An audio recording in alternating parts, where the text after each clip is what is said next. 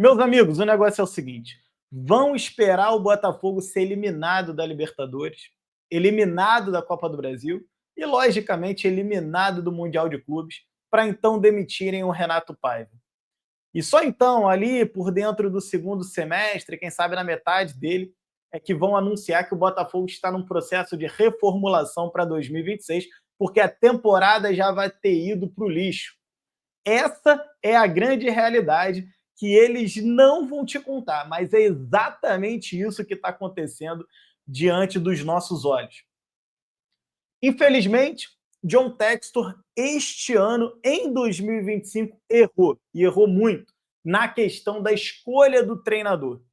Renato Paiva é um treinador extremamente limitado. Ele pode conhecer muito a teoria do futebol, mas na prática ele não consegue fazer os seus times serem campeões por meio das boas ideias que ele aparenta ter. Ele tem uma teimosia em algumas tomadas de decisão, em algumas escolhas que não se justificam, como, por exemplo, insistir nessa paixão louca que ele tem pelo Patrick de Paula. Quem é o Patrick de Paula? Patrick de Paula é um cara que se destacou como primeiro volante no Palmeiras e que, segundo o Renato Paiva, é um cara que tem que ser o meio de criação do Botafogo, já que não tem nenhum outro. Ele não consegue pensar fora da caixa e arrumar o time de uma outra forma. Por exemplo, com aquele 4-2-4 que o Arthur Jorge fazia. Ali você tinha dois pontas abertas, dois centroavantes e você tinha dois volantes segurando no meio. Será que essa não era a melhor alternativa para ontem? Certamente uma alternativa melhor do que colocar o Patrick de Paula em campo.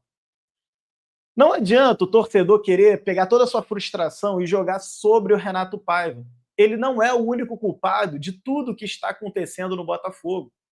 O scout do Alessandro Brito errou muito, mas errou demais. Trouxe um Mastriani que não funciona, trouxe um Juan Cruz que não funciona, trouxe um Elias Manuel que não funciona, trouxe um Nathan Fernandes que só foi jogar os seus primeiros 30 minutos na 7ª rodada do Campeonato Brasileiro. Trouxe, já estou no 6º jogador, tá? Trouxe um Santiago Rodrigues que nem na 7ª rodada do Campeonato Brasileiro consegue funcionar. Esse scout errou bizarramente nesta temporada. Até aqui, esta é a avaliação. O que vai acontecer daqui para frente, eu não tenho bola de cristal. Mas trazer jogadores que não tenham condições físicas de entrar em campo é uma escolha amadora. Foi o que aconteceu com o Pablo, e mesmo assim não serviu de alerta para que eles não reproduzissem o mesmo erro na temporada seguinte. Enquanto que o Pablo tinha sido apenas um erro em 2024, eles conseguiram multiplicar esse erro por 2 em 2025. O Jefinho, por exemplo, é um cara que não tem condições de 90 minutos de jogo ainda, mas ele não pode ser banco nunca para o Arthur. Mesmo improvisado na direita, o Jefinho deveria ser titular nesse time. Chega de passar pano para o Arthur. O Arthur é um jogador extremamente limitado. O contra-ataque ontem, que consagraria a primeira assistência do Mastriani, naquele contra-ataque que ele saiu cara a cara com o goleiro do Bahia, ele força um toquinho de 3 dedos com a perna esquerda, porque ele é um cara absolutamente sem confiança. Ele poderia ter dado um toque mais na bola, cortado o goleiro e batido com a perna direita, livre para o gol, sem nenhum impedimento. Ele poderia também ter finalizado uma segunda alternativa de perna direita. Mas, para dar esse toque a mais, tem que ter a perna direita. Para dar essa finalização com a outra perna, tem que ter a perna direita. O Arthur não tem. Jogador extremamente limitado tecnicamente. O Mastriani já são 8 jogos sem nenhum gol, sem nenhuma assistência. Alguém vai dizer, mas coitado, ele não teve pré-temporada. Problema do scout, irmão. Problema de quem montou esse planejamento de bosta do Botafogo, que jogou fora um título que nós não temos, que é a Supercopa, que jogou fora um título que nós não temos, que é a Recopa, que fez o Botafogo ser humilhado pelo Flamengo no Mangueirão. O jogo terminou 3-1, não sei se você lembra, mas esse golzinho que saiu ao final do PK, inclusive, foi um gol de honra, porque o Botafogo foi massacrado naquela partida. Mesmo planejamento que colocou o Carlos Leiria lá para lesionar o Bastos. Carlos Leiria, que loucura, que delírio coletivo foi colocar o Carlos Leiria lá. Mesmo planejamento que entrou em 2025 sem o Botafogo ter uma comissão técnica permanente para justamente em casos como o que aconteceu da saída repentina de um treinador, o Botafogo ter uma alternativa e não ficar perdido nas mãos de um Carlos Leiria, machucando os nossos jogadores. A temporada do Botafogo, meus amigos, eu vou ser muito honesto com vocês, eu vou ser muito franco, porque eu não abro a câmera aqui para falar ladainha, nem papo furado. Vocês me conhecem, eu sou um cara de papo reto. A temporada do Botafogo foi pro lixo, cara. É muito difícil você imaginar que o Botafogo vai mudar da água para o vinho e vai começar a enfileirar vitórias. No desespero, o John Textor vai na segunda janela empurrar uma quantidade de dinheiro absurda para dentro do Botafogo para tentar mudar esse time da água para o vinho. Por quê? Ele queimou 500 milhões de reais com jogadores horrorosos. Você acredita que o Elias Manuel vai ser vendido por 3, 4, 5 vezes o valor da compra? Não vai. Você acredita que o Juan Cruz vai ser vendido por 3, 5 vezes o valor da sua compra? Não vai. Não vai acontecer com esses jogadores o que aconteceu com o Júnior Santos, não, cara. O Júnior Santos, cara, aquele cara lá, ele pode falar o que você quiser dele. Aquele cara tinha estrela, aquele cara tinha alguma qualidade. Ninguém é artilheiro de uma Libertadores da América meramente por acaso. Você acredita mesmo que esses jogadores vão... Você acredita que o Mastriani vai ser uma grande venda? São jogadores para tu mandar para o Molenbeek, no máximo, para jogar uma segunda divisão da Bélgica. Eles são horríveis, tecnicamente falando. Assim, com todo respeito aos jogadores, não sei se esse vídeo vai chegar um familiar, vai chegar um amigo ou ao próprio jogador. Não quero ser desrespeitoso, mas é difícil, como torcedor, vê-los entrar em campo. Porque o nível de contribuição é mínimo. É muito abaixo do que o Botafogo precisa. E é claro que quem contrata esses jogadores precisa ser responsabilizado por isso. Aí você vai me falar assim, Amarelo, o que você faria se você fosse o John Textor? Meus amigos, eu já falei 300 vezes o que eu faria. Se eu sou o John Textor, eu estaria rodando Europa, México, Estados Unidos, conversando com vários treinadores na boca miúda. É exatamente isso o que eu faria. E aí, você sabe o que eu ia fazer? Eu ia acabar fechando com um técnico que tem as ideias que o John Textor quer, mas que claramente seja mais competente do que o Renato Paiva. E agora, já na metade do turno, eu trocaria o Renato Paiva. Renato Paiva teve a sua chance, teve 30 dias de treinamento. O Renato Gaúcho no Fluminense está arrancando, já são 3 vitórias nos acréscimos. Time que busca resultado. No mínimo, ele consegue motivar os seus jogadores. Está fazendo muito mais com muito menos. O Fluminense não teve 500 milhões de reais para gastar em reforços. Renato Gaúcho não teve 30 dias para treinar com o Fluminense. Dorival Júnior chegou no Corinthians, meteu 4-2. Ah, teve polêmica de arbitragem, meteu 4-2 no Internacional. Não teve 30 dias de treinamento, não teve 500 milhões de reais em reforços ali. E tantos outros exemplos de treinadores que estão fazendo muito mais com muito menos.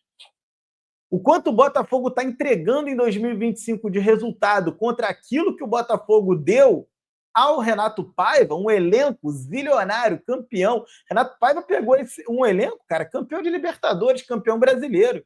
E ele está conseguindo evoluir esse time. Ganhou bem do Fluminense? Ganhou bem do Fluminense. Aí mete um 4-0 no Capital. Isso vai iludir quem, cara? Isso não vai iludir ninguém. Isso não vai iludir absolutamente ninguém. Aí tem aquelas loucuras do mercado. Né? Por exemplo, Jorge Jesus foi demitido do Al Hilal e hoje sai a notícia que o Edinaldo Rodrigues vetou a contratação do Jorge Jesus, vetou a contratação do Jorge Jesus na seleção brasileira. Por quê? Porque o Jorge Jesus não tem um bom relacionamento com o Neymar.